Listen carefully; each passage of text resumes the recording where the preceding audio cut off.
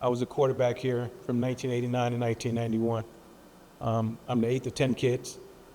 I'm a father of 6, and my oldest is 37, my youngest is 26, and every one of them were athletes, student athletes.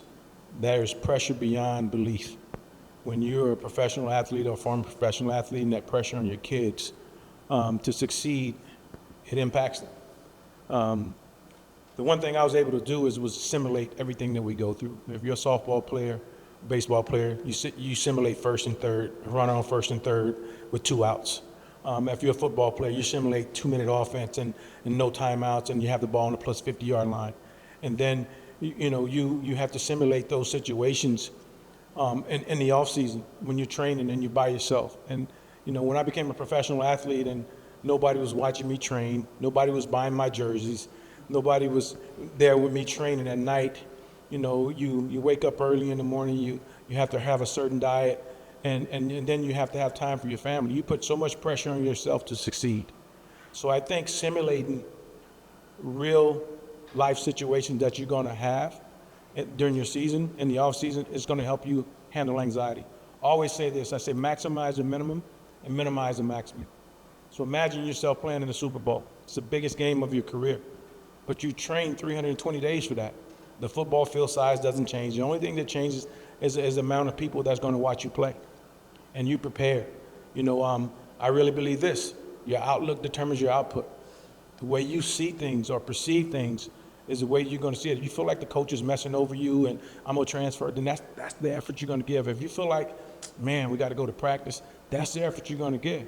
But if you feel like this, that you feel like, I can't wait to get to practice, move self out of the way. Move self out of the way, and everything you do it for a teammate. And that removes the pressure from you. And pressure is what you make. And my old sayings is that, pressure make diamonds or bust pipes. Make diamonds. Make diamonds. And the biggest misconception is, as men, we don't hurt. We hurt. I'm giving y'all some good stuff right now because I see all these women here, and when your boyfriend, you go through a breakup, and we act like it don't hurt us, it don't bother us. I don't need her. When you lay at home and you're looking at that ceiling fan and there's no text and there's no call, and then you keep looking at your phone and you throw it on the floor, and then you turn the TV and then you worry about what color toenail polish you have on. Did they go to the same restaurant I went? We hurt. You women are very well calculated. That's why you're here. Everything you do is well thought out. So with mental health, it's the same thing. Think it out. But don't be afraid to ask for help. Do not be afraid to ask for help. And for me, playing professional football was the same as playing collegiate football. I played 6 positions here at UNLV. I was a 2-time All-American, but it wasn't about me. It was about what could I provide for this team, my teammates.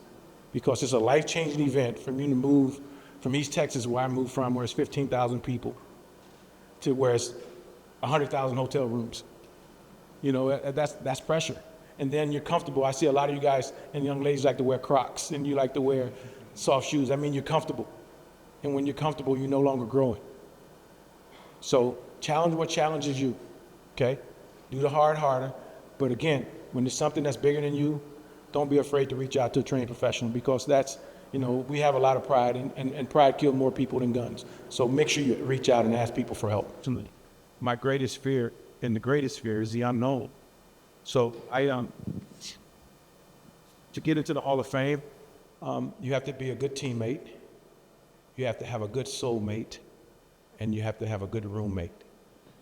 If you take those 3 things with you, so you look at your roommate right now, okay? You look at your soulmate, and then you look at what kind of teammate you are. And that's going to determine the success that you have.